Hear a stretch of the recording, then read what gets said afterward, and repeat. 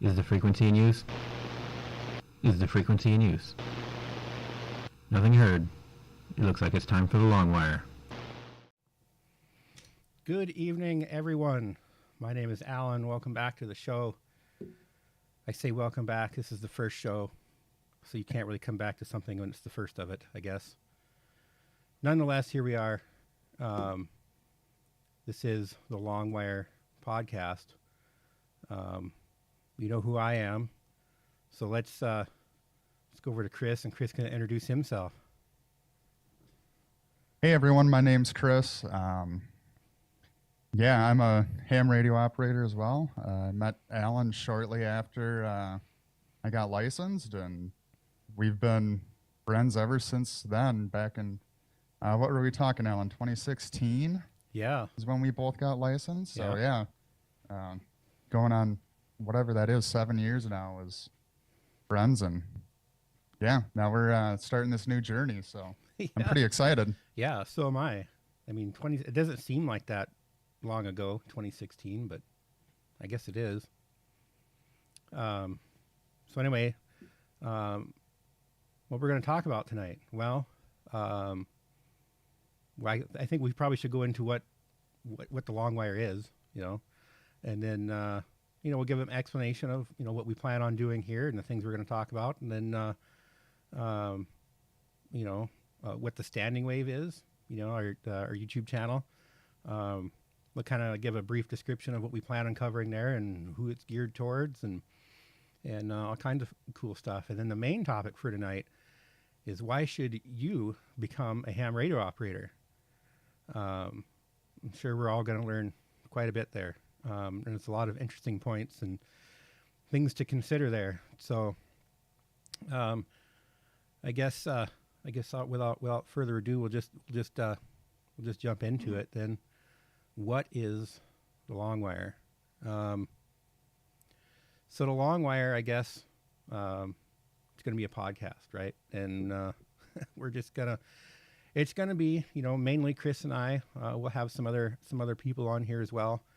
But we're just going to cover ham radio topics. We'll probably discuss some videos I've done in the past, some upcoming stuff, some projects we're working on. I'd like to do I'd like to do like what's on our workbench segment, where we go over what we're working on currently, what we're going to be working on, things like that. As hams, we're always busy in the shack doing something, and I think it's gonna be fun to share that. And then that's part of the new YouTube channel, Standing Wave. And it's kind of a play on words, SWR, standing wave ratio. It's generally something you don't want, but I guess in this case, we're going to use it as a good thing, I guess. So, but we'll see. An important thing to realize here is, we're just a bunch of amateur radio operators getting together to have a bit of fun. We're not in this to make $1 million.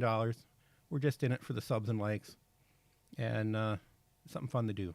So we're not going to put a lot into the production value, I guess, if you will. I mean, I did go a little bit all out and used a blue LED light for accent light that I spent 50 cents on at a ham fest, and so I don't know if it dies at some point during the stream, then I guess I probably should have spent $1. So I guess that's a good story there.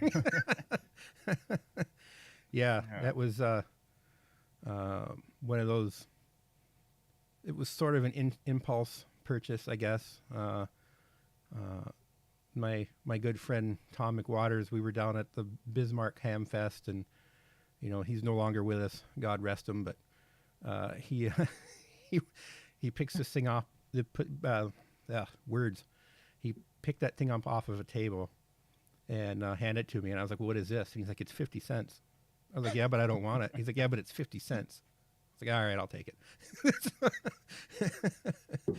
So good times with Tom. Yeah, sure miss that guy. I know, he was definitely a enabler. Yes, So, sir. But yeah, yeah, I picked up a couple other interesting things down there, but those are topics for later videos, I guess. Yeah, I got one of those ham radio ham fests specials sitting under my table over here. That is one of those projects that we'll be discussing down the road. So Okay. I think we got plenty of them. I know you got a whole rack of them sitting behind you there, and Oh yeah, yeah. I know the one I'm most excited about is, I'm going to call it Project Red Lion, but it's my my kind of I don't know, super deluxe SDR Go box kind of a thing. So it's gonna be fun. So that's gonna be a whole series of videos, and I don't know what the release schedule will look like for that. If I'm gonna do it as I build it, or if I'm gonna record all the videos, then once it's done, release them all in one shot. I don't know. Probably as I go, I would guess, but I don't know how fast I'm gonna how fast I'm gonna progress with this. It's kind of a as I get time to do it kind of a thing. yeah. So projects for me seem to take way longer than I anticipate. So, You're not alone there. I am in the same boat as you. So oh man. So the standing wave. What's the standing wave? Well, Standing Waves are your new YouTube channel, and as I've alluded to in my We're Back video, it's going to be mainly geared towards the new ham or somebody who's wanting to get into amateur radio. It's going to be 100% G-rated, so you can have your kids watch it and stuff like that. So we're going to avoid the hot button topics like politics and whatnot, because that seems to polarize people, and usually the comment section will degrade into a mess pretty quickly. Unfortunately, so. Right. So I don't know. We all try to be adults here and be courteous to one another, and it'd be it's always appreciated when the other person returns the favor and doesn't turn the comment section into a nightmare. But I don't know. We'll see. We'll see how it goes. I'm hopeful. I'm optimistic, as one of our future guests would say. Optimism. You have to be optimistic. Which is harder. Definitely. It's harder and harder to do these days, given world environments. But you know what? You just got to do it. So Yes, sir. And at least for me, ham radio is, a big part of remaining optimistic. It gives a person an escape, somewhere to go, something fun to do. So I guess that's a pretty good segue into our main topic. Why should you become a ham radio operator? Well, I mean, I've done one video on that already. I kind of laid some stuff out there, I guess, but we can go more in depth in it tonight. I guess my main thing is, I'll drop my first couple comments, and then we'll let Chris do some input on this. But I think for me, it was just the diversity of what you can do in ham radio. There's I mean, it's quite literally endless. If you want to stay traditional and use, build your own transceiver, or a separate transmitter and receiver and do CW, there's thousands of people that do the same thing. If you want to do the opposite end of the spectrum and, have a really high-end SDR radio and run digital modes, you can do that too. It's fantastic. If you want to talk to astronauts on the space station, you can do that too. You want to bounce signals off the moon, you can do that too. It's whatever you make it, really. Yeah, you got to stick within the regulations of the FCC, but for the most part, it's pretty easy to do that. So, and the amateur radio service being what it is, it's self-governing. So if you do make a mistake, more than likely you're going to have someone, kind of very politely kind of give you the heads up, what you were doing wrong. Yeah, sometimes you run into that guy on the air who, comes off, just flies off the hinges at you or whatever, but, you can just spin the dial and ignore him. You're always going to run into people like that, but so I don't know. What do you like about ham radio, Chris? I got to say the same thing as you, honestly. Just the different stuff you can do. When I first got into amateur radio, I was only a technician. So basically UHF and VHF. So that was kind of my stepping stones into it. Got a little taste of HF just from doing some stuff with you, Alan, and immediately started studying for that general test. And since I've gotten my general ticket, man, there is so much stuff to do. And yeah, it's just amazing. I live in an apartment, so I don't really have any room for antennas. So being in an environment like this, you got to be pretty clever to get on the air, especially when you're wanting to get on, 20 meters. You can't have a 17-foot dipole Right. hanging outside your house in the trees. Right. So there's some pretty clever ideas out there. Right now, I'm actually using a slinky that's hanging in my office here, right up behind me. You can't see it, but it's there. And man, I'll tell you what, I get all over Europe on that with that thing on some FTA digital. I know a lot of people don't like digital, but man, I'll tell you what, if I can sit there and make contacts into Europe all morning, that's just awesome. Especially using a 20-watt radio, man. Right. I don't even have it hooked up to a power supply. I'm using a little lithium iron phosphate battery, little 6 amp hour battery. So Nice. that, it's just the diversity, like you said. Another thing I do a lot is I'll take that 20-watt radio and I'll go set up portable, do some parks on the air. Go out there. I got a 17-foot telescopic whip. It's not from MFJ. It's from, what's the other company that makes them? Wolf River Coils, WRC. Okay. So I got that. Throw that on a mag mount on the top of my SUV, and that thing is awesome. Just so much stuff you can do. Yeah, that's really what I like about it. I know when I was living up around you guys, I've done a couple of the marathons, providing some comms for the first aid stations and whatnot, and that was really cool. I really enjoyed doing that the couple times I helped out, and there's really the possibilities are endless what you can do with it. As I was preparing for this and kind of thinking about our topic tonight, I was thinking about back when I was a Boy Scout, Cub Scouts, going out on camping trips. We learned a little bit about amateur radio. We never did any testing or anything like that, but that would definitely be something cool for a Boy Scout troop to do. If they have a trailer that they haul all their equipment in, throw up a portable mast on the side of that, and you can set up a small repeater right in your campground.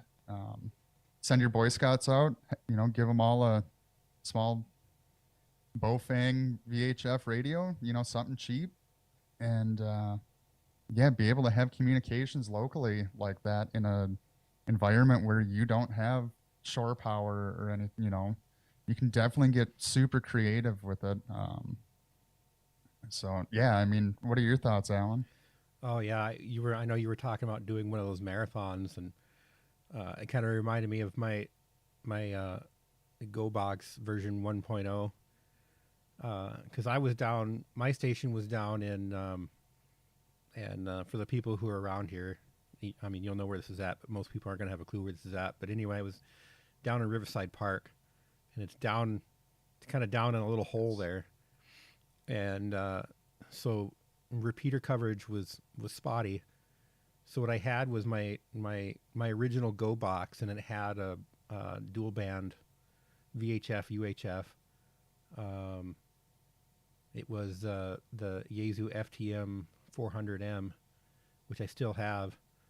But I had that set up for crossband repeating.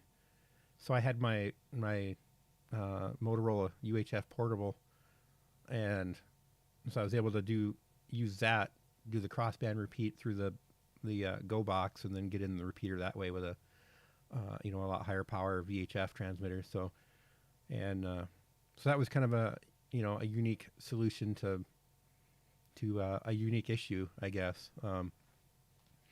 But I know, some people might get hung up on, they're thinking about getting into amateur radio, and the first thing they think of is, I can't afford that. They go on they go to like DX Engineering or HRO and other sites like that, and they're looking at these HF transceivers and mobile radios that are, $500, $600, $1,000, $2,000, $5,000, and I can't afford that.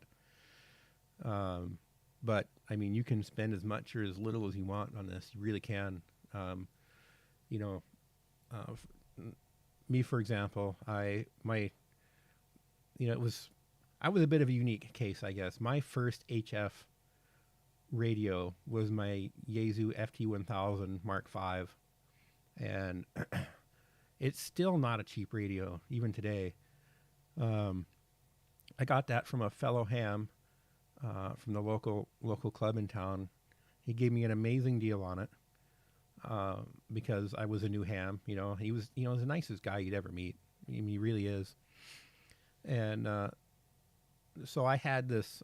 So I bring this. In its day, it was like the contesting rig to have. It's 200 watt. External power supply. It's got all the bells and whistles, all the filters in it. So I bring this thing home as a new ham, and I hook it up to my first antenna that I made myself. That I had cut the section of coax off of a mag mount antenna, and spliced on I took a chunk of speaker wire, split it, and then used that as a dipole. I cut for 20 meters, and I draped this thing over our apple tree next to our house. And as unideal as that sounds, I mean, my first contact was in California. And, from North Dakota to California on a homemade 20-meter dipole laying in an apple tree, I was hooked. I was like, well, that's cool. Yeah, definitely. I know, talking about first radios and stuff, I was going to college up just north of where you guys are at, and jumped on one of the repeaters and was talking with a local ham up there, and stopped by his shack, and he wanted to help me get set up with a rig for at home, a VHF base station, have you. And I'm like, well, I don't really have an antenna. I don't know what to do. Like, he's like, here, he went back to his closet, grabbed a 25-foot chunk of coax, and at the end of it, he stripped back the shielding on it, folded the shielding back over on itself, and literally that was my antenna. We didn't solder nothing. We left the oh man, what's the clear part on there? I'm blanking, Alan. On the, I'm sorry, I was on the coax. Oh, the dielectric. The dielectric. There you go. We just left that over the center conductor. Oh yeah. Yep. And literally just folded the shielding back on itself and held it up in a window in my apartment with duct tape. Right. Yep. And I mean, I could hit every repeater for 70 miles. Yep. On a 25-watt radio. That was, man, when I could do that, that was awesome. Yeah. Exactly. I know talking about cheap radios or expensive radios. The radio I'm using right now for HF is a $400 radio from Radioddity, the Xiegu G90. Yep. People talk bad about the Chinese radios, that they're horrible, but man, I'll tell you what, I get out and I love it. It does the job, and I think it sounds just fine. I've looked at them. I've looked at mine on the spectrum analyzer, and I don't know. I think it's fine. I don't see any issues with it. I could see if you're trying to use this thing and you're trying to drive a giant linear amplifier with it, you're going to run into some issues. But that's not what it's for. It's QRP. Exactly. Yep. So, my very first radio was the Bofang, and that's sure to trigger a lot of hams for sure. But and I still have. I don't know if you can see. I got one sitting right on the table behind me. I mean, so I have a rule that I'm never going to get rid of my first radios. So my FT1000 is going to be with me to the end, and so is this Bofang. And I bet you that Bofang is still going to be working, many years into the future. And I'm sure I'll have to replace the battery, I'm sure. But, I mean, It's been a tough radio. It's been through a lot. It was the I think it was version 1 of the GT3. And that one, when you keyed it up, when you put it into a spectrum analyzer, it was, shall we say, broadbanded. So, yes. But it got me on the air. It got me hooked. And, it just spiraled. It really did spiral from there. And now I'm neck deep in commercial and public safety grade VHF, UHF equipment now.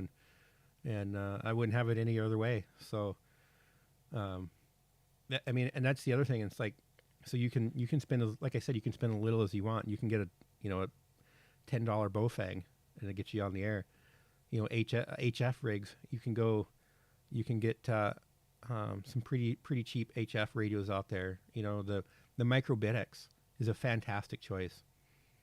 My wife just put one of those together as a kit, and having zero experience with radio ever, putting that together as a kit, it worked first time.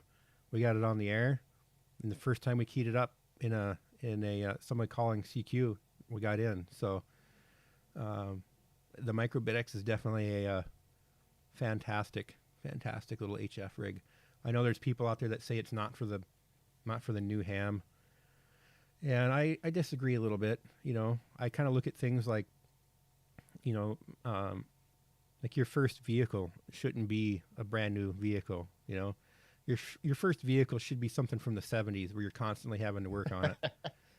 Yeah, So- something where you can actually change the spark plugs and Right. air filter without tearing Right. half the cab apart. And yeah, exactly. And I'm not saying you got to work on the Micro BitX all the time, but you can if you want to, because there's endless modifications you can do to it. I know one thing we want to do right away to it is there's an upgraded display, like a Nexion display module you can put in it.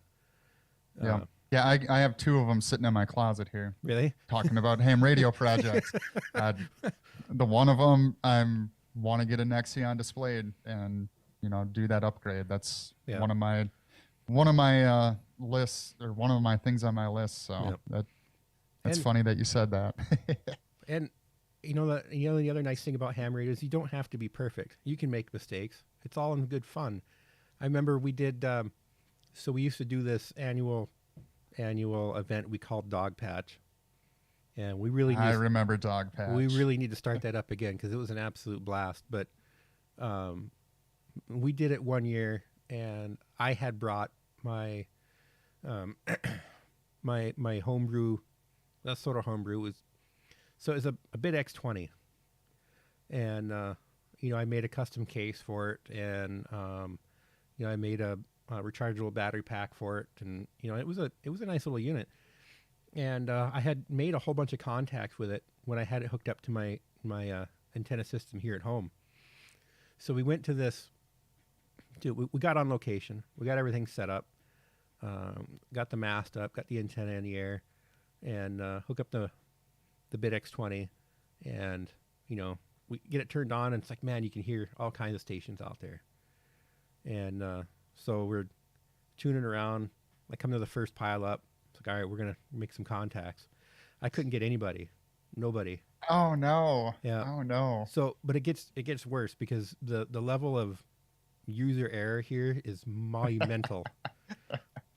So when I put this antenna up, it was a homebrew antenna, so I had to cut it to length, and I had to sweep it with a SWR meter, and tune it appropriately and whatnot, and then redeploy it in the field. retune it because invariably it's never going to be the same when you put it up in the field. And I had done all that. It was only several days after that I finally figured out why I wasn't making any contacts on that. That antenna I had cut for 40 meters and tuned it for 40 meters, not realizing that the radio I wanted to use was only for 20 meters. Only on 20 meters. Oh, man. I think we've all been there. I don't know how many times I've, with a manual tuner been tuned up on an antenna, for, like you said, on 20 meters and switch the radio over to, 17 or 15 or 40 or whatever. And you go key up and you see your SWR meter on the radio peg out and it's like, ooh. Yeah, exactly. I did hopefully those finals are still all right. After that, well, yeah, I did kill the final in that BitX 20. I later found out, but I mean, it was, you can buy them in bulk from DigiKey for, less than 50 cents a piece. Well, I was going to say 75 cents for a pack. Yeah. Well, I mean, this was a few years ago too. I don't know what they cost these days, but, I kind of vowed after that, never again was I going to have a monoband antenna. So everything I've built since then, with the exclusion of some VHF and UHF stuff, has been multi-band and resonant. Yeah. So that's awesome. The antenna system I have at home is a fan dipole that I have cut for 80, 40, 20, and 10 meters, and I've worked a world with that thing, and it's been up there for it's going on 4 years now. It's been up there, and I haven't taken it down and done any inspection on it or anything like that. I made it out of PVC pipe for the center section, and then that THHN, your standard. That's good. That's good wire. Yeah, it's your standard wire you get from Lowe's or Home Depot or Menards, or Menards is kind of a Midwest phenomenon, so most people probably won't know what that is, but that's where I got it. Yeah. But that antenna has worked flawlessly since I've had zero issues with it. And there has been, I've noticed some weirdness with other antennas I built, because I did attempt to make a NFED antenna that went from my lab here to the other end of my house. At the end of my lab here, I've got a short I call it the testing tower, something I can run up and down easily and change antennas out and stuff like that for VHF and UHF things. But I had this NFED antenna strung between them, and every time the wind would blow and pick up dust, or you'd have a blizzard or something like that. In case people don't know, I'm almost up.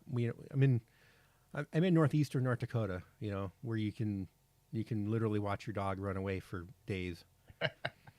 So, yes. But every time the wind blows, it would generate this massive static charge, and you could hear it ticking. And it took me about a day to figure out what was going on, because I could hear this ticking.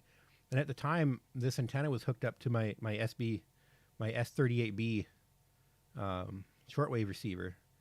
And, that's an old tube receiver, so it's pretty bulletproof. So I could hear this ticking going on in there.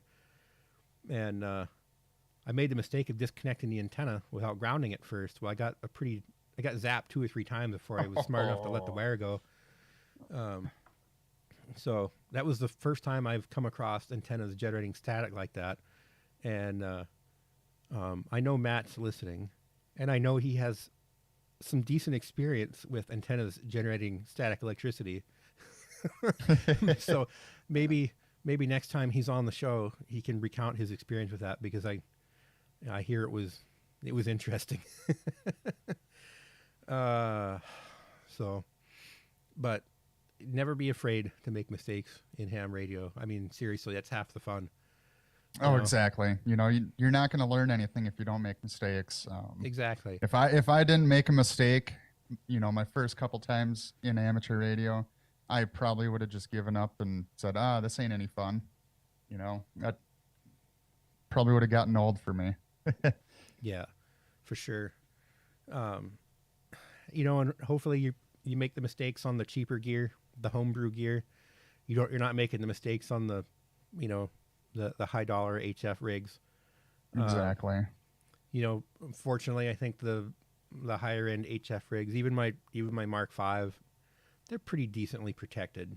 You know, you kind of got to work at it a little bit to damage them.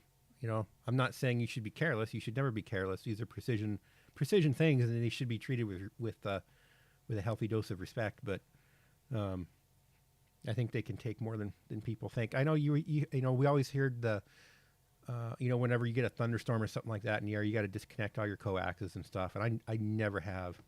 I've never had an issue with it. Sure, if you take a direct lightning strike, stuff's going to blow up. But I don't think even having your coax disconnected is going to save you then. So.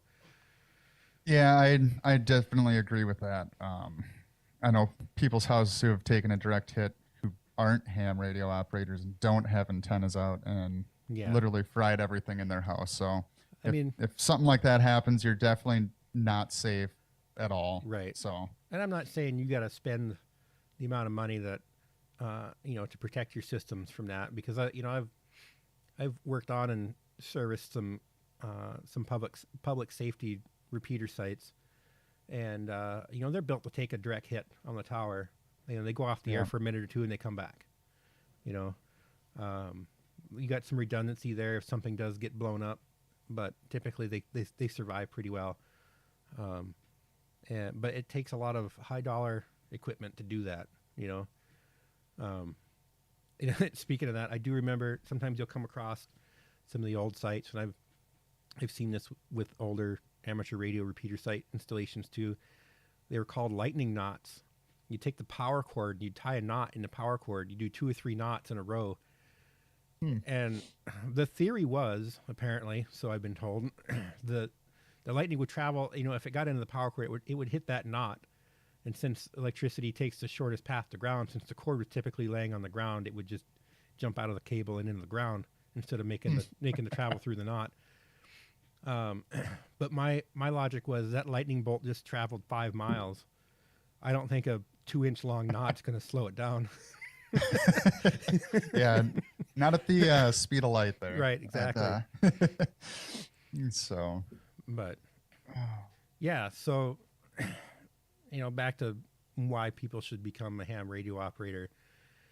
You know, why amateur radio? Why not FRS or GMRS or, you know, there's I think there's at least one other one out there too, but I'm blanking on what it's called. But MURS, MERS. Yeah, that's it. Yeah. They each have their benefits. You know, FRS is free. You don't need a license for it. You can go to any big box store and buy a blister pack of portable radios, and typically they say 40 miles of range and, you know, cool things like that. And, you know, while strictly they're technically not lying, but what they're not saying is both operators would have to be standing on a mountaintop to achieve that. You know, correct. Yes. So yeah. It's line of sight, and if you've got anything between you and the other person, that vastly reduces your range. You know, a typical range, I think, for a simplex transmission between 2 portables is going to be, I don't know, maybe a mile, 2 miles, depending on what's depending on where you're at. I would say up in your area, you could you know, with a handheld at 5 watts, probably 3 miles, just because of the terrain up there. Pretty flat. You don't really have a whole lot of trees blocking. So, but yeah, along with that, I also do have my GMRS license. I'm not sure if you knew that. No, I did not know that. Yeah, I am. I picked that up right when they changed the pricing on it. I believe they cut the price of the license in half. So I figured if we're going to be going out camping and stuff, that would be a great thing for us to have as a family, because the one license covers your entire family. Yeah, for sure. Yeah. So with that, GMRS does have a little bit of leeway. You can do repeaters. They have a lot more limitations on that. But something like that, if you were going to go out camping with your family, you could pick up a repeater off eBay. There's a couple of guys on there that build them out of Motorola gear. Yep. So pick up one of those, throw up a antenna while you're out camping, and you could definitely extend your range to somewhat close to a UHF amateur radio repeater. Yeah.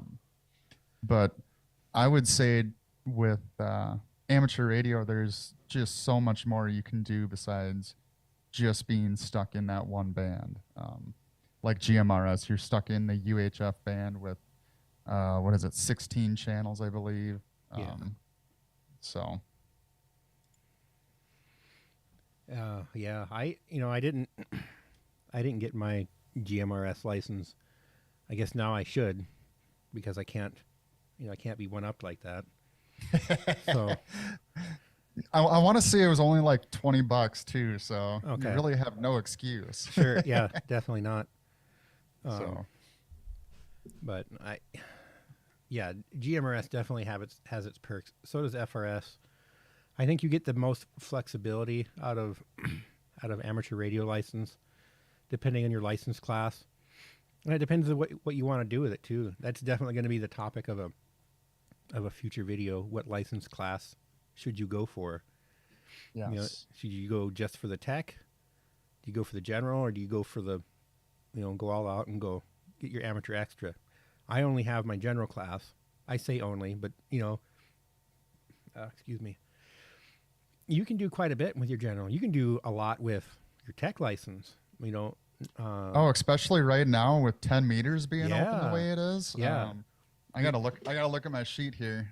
10 meters, technicians can get on 28.300 through 28.500 on single sideband.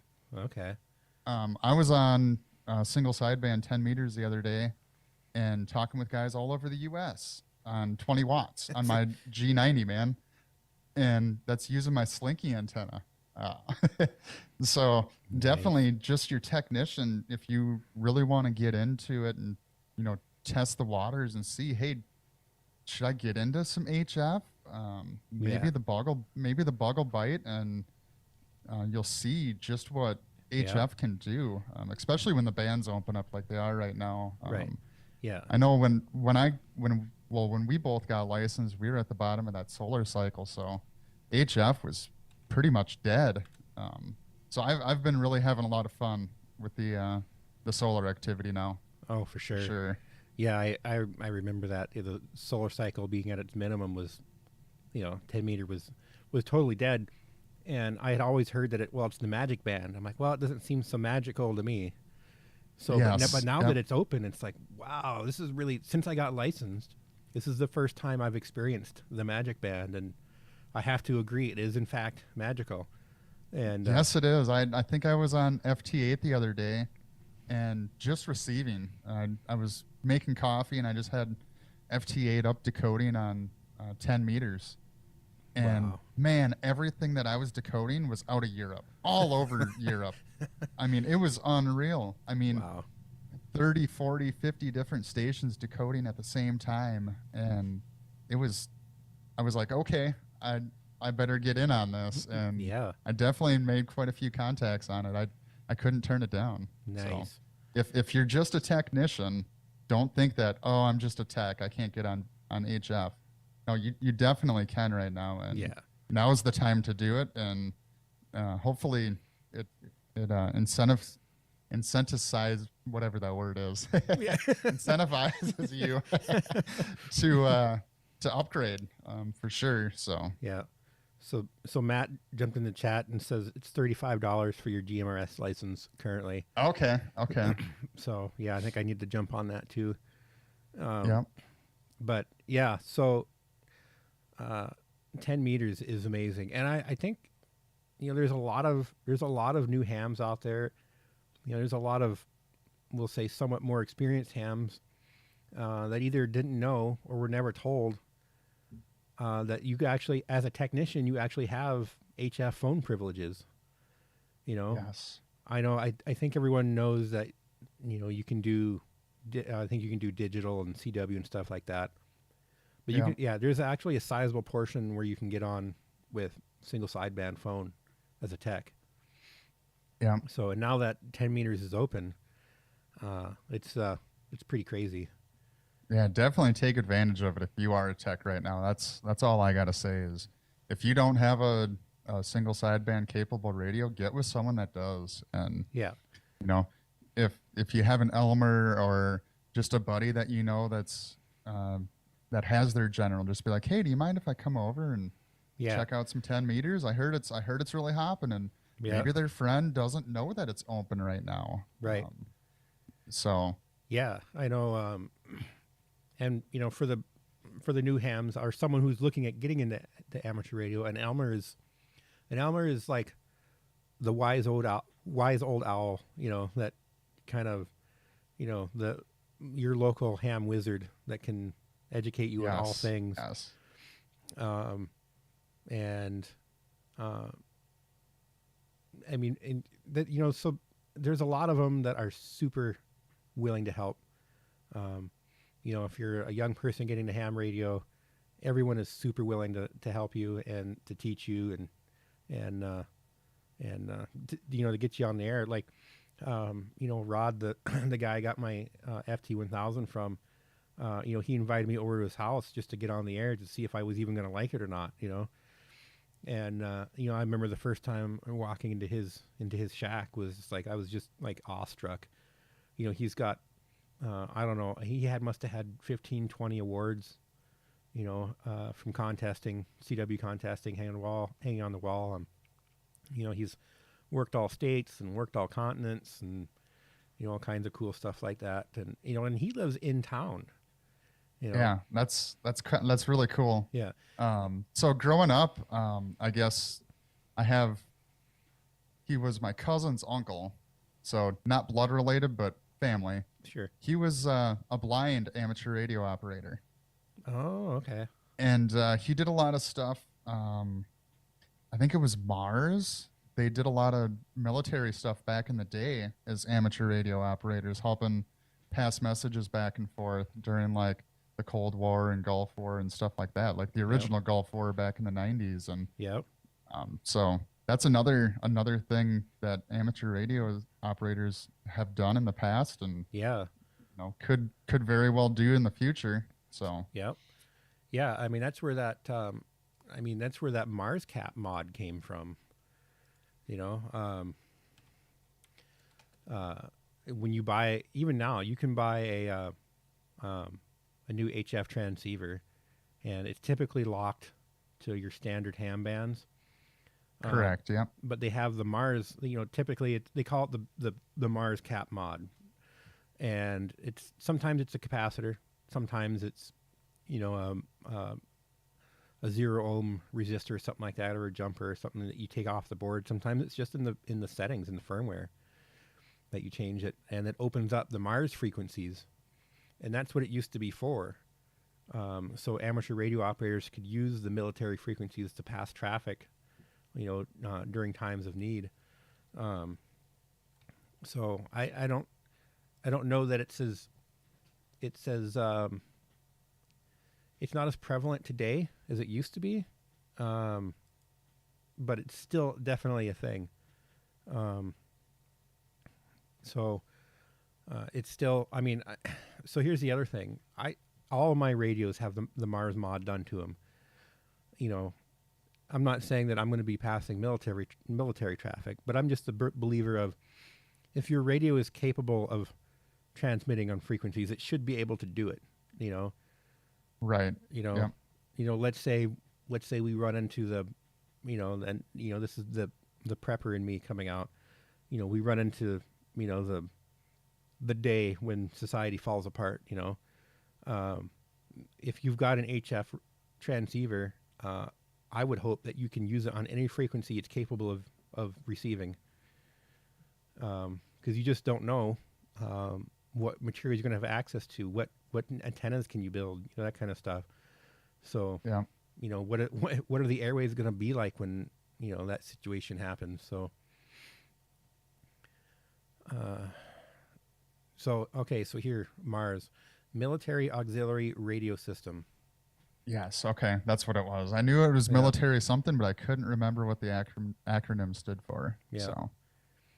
So this particular one is called Air Force Military Auxiliary Radio System, and their mission statement says and I quote, "The United States Air Force Military Auxiliary Radio System provides contingency communications support on behalf of the men and women of the Department of Defense and other U.S. government users in support of their important and diverse national security missions whenever, however, and wherever required." So that's kind of cool, you know? Yeah, definitely. It's not very often that hams, I think today, get to assist, you know, the government and our armed forces, but it's nice to know that should they need it, it's there, you know? Right. Yep. I guess one more thing I did want to talk about, Yeah. if you don't mind, is going back to local communications. Storm season. Oh, Skywarn, I had completely forgot about that. Yes. Oh, me of all So- people forgot about that. That's crazy. So yeah, so I moved down more into Tornado Alley, Yeah. into a bigger city. So there was one night, it was about 1:30 in the morning, and we knew there was some bad storms coming through. And let's see, how did it all happen? I knew there were storms coming through. I got off work at like 11 o'clock at night, came home. I turned on my Motorola XT 2500 just because I knew what was most likely coming. And we ended up having like 60 mile an hour straight line winds. Was it that derecho that came through? Correct, yes. They did not sound the tornado sirens until after Naturally. after the winds came through. There was miscommunication between National Weather Service and our county emergency operations center. Nice. Since then, they have clarified, hey, as soon as National Weather Service records 50 mile an hour winds anywhere, we're sounding the sirens. It doesn't matter if it's a tornado related event or not. They kind of came down to that because, the winds went through and then the sirens went off, and it freaked a lot of people out. Yep. Luckily, I was able to jump on the local repeater and talking with people out west of town, and they're like, "Yep, the winds came through. There's nothing coming after that." Like, just those little bits of weather update were definitely helpful. Oh, for There's sure. there's a person on the first floor of our apartment that has a special needs child, and they ended up just having surgery.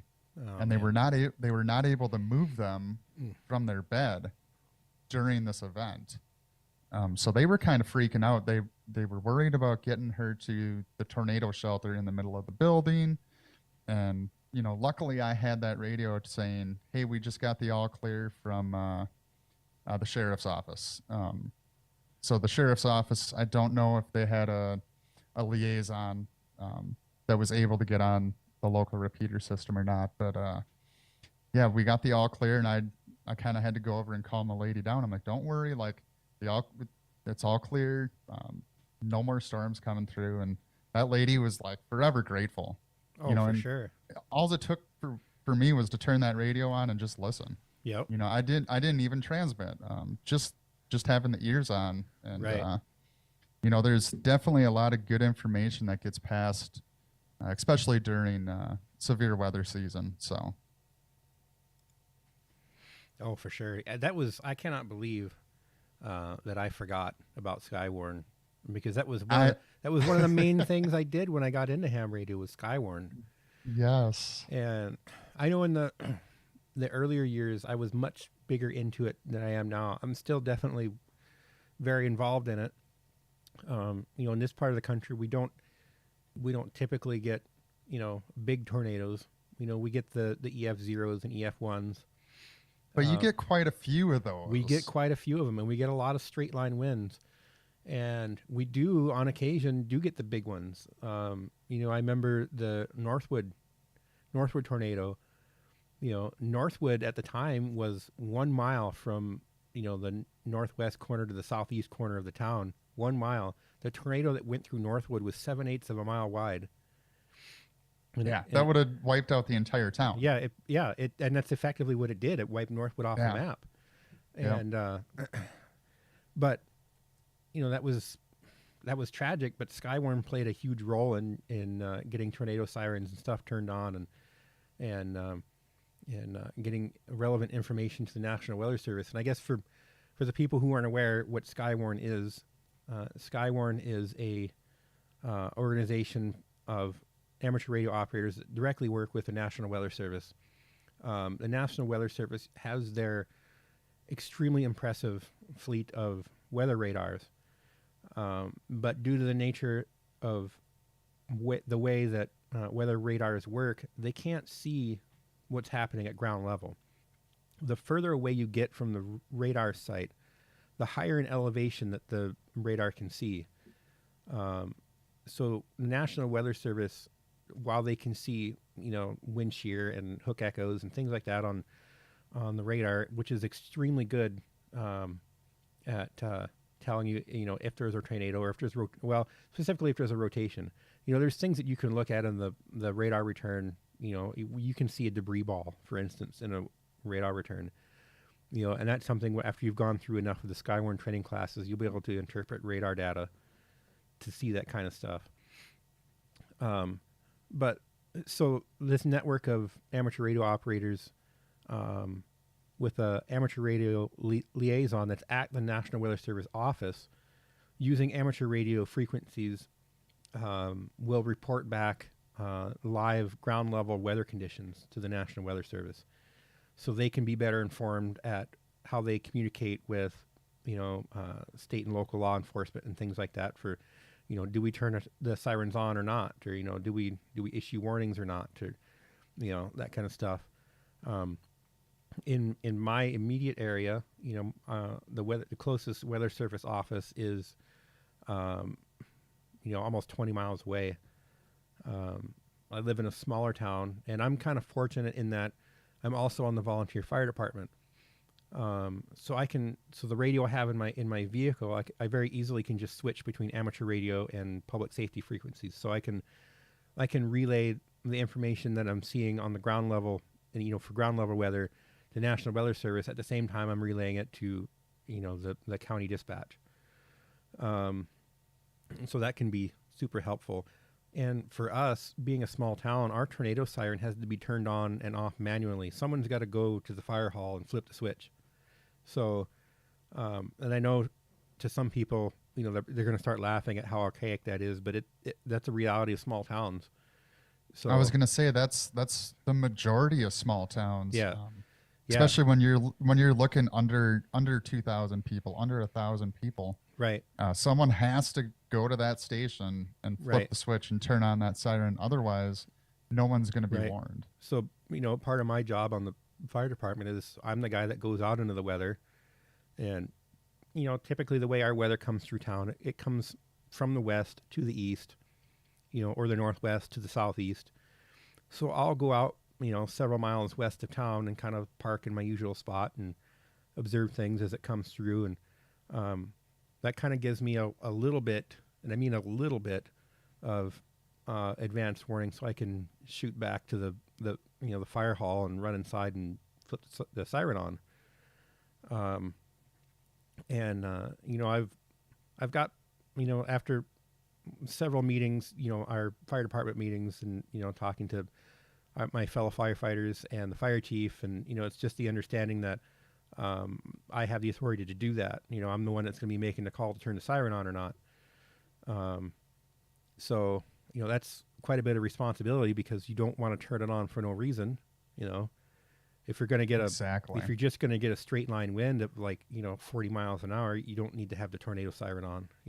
So you really got to know what you're looking at. Really, is it an actual rotating wall cloud, or is it just a gust front? A scary looking cloud. So. Yeah. See, and I live in a town of 500,000 people, and I work literally across the road from National Weather Service. Nice. I get to watch them release weather balloons twice a day. That's cool. pretty cool. Yeah. But I'm slowly going to get in with their Skywarn team here. basically since COVID, they didn't really do any training. They didn't do anything like that for Skywarn.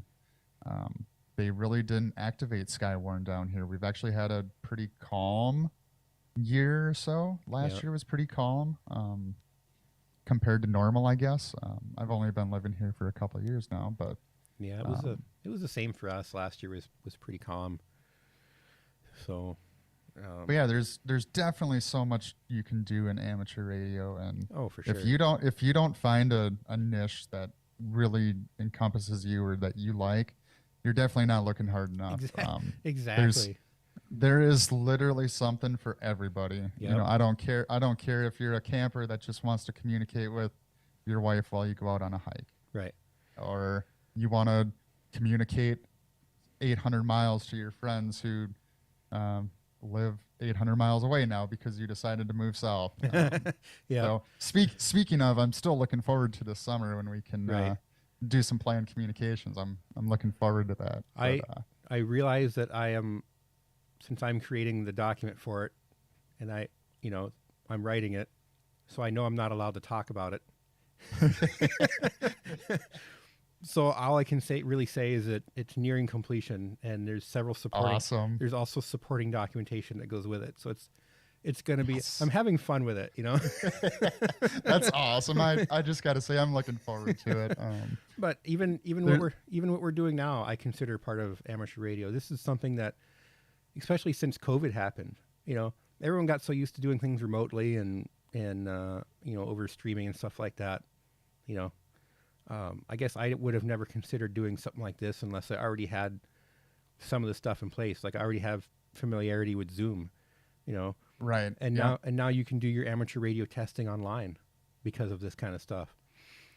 Yeah. So I guess for the new person who's trying to decide is ham radio for you, yeah, it is. Just do it. You won't regret it. Seriously, you're not going to regret it. It's like $14 or $15 to take the test. Yes. Yeah. There's all sorts of study methods. You can buy books. I recommend the Gordon West books. I also really recommend hamstudy.org. That is a fantastic resource. Like I said, I'm currently studying for my extra, and there's no doubt about it. The extra class test is a whole other animal. The tech class and the general class, I think, I'm going to say they're relatively easy, and I only get to say that because I have some experience already. To someone who has no electronics experience and no radio experience, they might still seem daunting. But honestly, if you go through the books, and especially with hamstudy.org, if you really put effort into using that, when you go to take your test and you pass the technician class, and the VE or the volunteer examiner says, would you now like to test for general? Just say yes. Just say yes. Yeah. It gives you the exposure to the types of questions they're asking. Yeah. I don't care if you studied for it or not. Exactly. I didn't study for mine. Yeah. When I took my technician, I only studied for technician. That was it. And honestly, when I started getting 80% on my practice exams, I'm like, all right, I'm going. I don't care. And I passed my technician, and the guy goes, hey, you want to do a general? It's at no extra cost. I go, yeah, why not? I racked my brain for about an hour, and I think I only got about 15% of the questions right. But I at least was prepared that that next fall when I went in to actually take my general, gave me an idea of what I need to study, how I need to study. So yeah, I did when I went in for mine. I studied for the tech, and I also studied for the general too. But what I realized pretty quickly is that the general test really isn't that much more difficult than the tech. If you can pass the tech, I think you can pass the general pretty easily. Because by the time you get through learning the tech information, your brains are already going to be in that more technical mindset, and you're gonna form those problem solving skills and things like that. So yeah, I guarantee if I started studying for the extra exam, it's gonna be way harder now. Yeah. Just because it's been 7 years since I've actually sat and studied. Yep. It's just, it's the same way for me. even though I have a lot of experience with electronics and a lot of experience with RF, going through some of these questions, it's like, my goodness, this is a whole nother animal. Yeah. So, yeah. So in short, don't even think about it. Just do it. Just do it. You won't regret it. Take the tech when you pass the tech and they ask you, do you want to take your general? Absolutely. Just do it. It's free. Why not? And I bet you Yep. pass anyway. So, and then when you pass that and they ask, do you want to take your extra? Well, then you can make that choice then, I still would take it because, like you were just saying, it gives you exposure to the test, so you know what you're going to be up against. I didn't when I did mine, and I think, now looking back upon it, I kind of wish I had, because then, with me being the type of person I am, I think I would have seen what that test was like and be like, all right, I have to master this. Yes. Yeah. So, but anyway, we're coming up, and I think we're a little bit over an hour now. And I'd kind of like to keep it to that approximately an hour length, because, like I said, Yeah. I mean, we could sit here and go for hours on this. Yes, we could. But then we wouldn't have anything to talk about next week. I mean, or even in 2 weeks. So even some of our testing sessions were like 2 or 3 hours long. yeah. So, but anyway, like I was saying, when I kind of keep this, for the new person and kids and stuff, so kids aren't going to want to sit and watch an hour-long thing of, a bunch of people just talking about stuff. So, Yeah. but yeah, I guess I'll have to rewatch the stream later to see how it turned out. I'm hopeful it turned out. I got a couple notices on OBS that the buffer was full, so I don't know what that means. I'll have to look into it, but Interesting. other than that, I didn't see any hiccups going on. So, I guess on the whole, I think it was successful. But Yeah, definitely. I know I enjoyed it. Thanks for yeah, doing this and so putting did it I. on. This was I'm fun. looking forward to keeping on and recording some more stuff and So I'm thinking, just talking amateur radio. yeah, for sure. I'm thinking currently maybe we do a live stream maybe once a month, I think. Yeah, that sounds good. Yeah. And then, of course, I'll have some extra content sprinkled in between there. And then I don't know if, like, you and Matt are going to be making your own stuff too, or whatever. We'll see how it goes. I definitely intend on recording this special communications event, the planned communication. That's going to be an absolute blast. Oh, I'm excited. I'm going to record it for my end, and I think we should make a big video just from both sides. Oh, for And sure. It's going to be cool. Yeah. I'm very hopeful for it. So Yep, definitely. So am I. But anyway, it was good talking to you, Chris. It was good seeing you again. yeah, you too, Al. It's been a while. So We had some decent interaction in the chat. Hopefully, the more we do this, the more people get to watch and whatever. I have to get my Patreon set up and that kind of stuff, and yeah. so we'll see how it goes. But I think I will end this with my standard phrase. Just remember to be kind. Everybody is fighting a battle that you know nothing about. So even on the air, you don't know what other people are going through. Just be kind. Yes. So anyway, that's all I've got. 73 from North Dakota. All right, 73s. See you, Chris. See ya. We now return the frequency back to normal amateur operations. We thank you for your patience and your understanding. 73.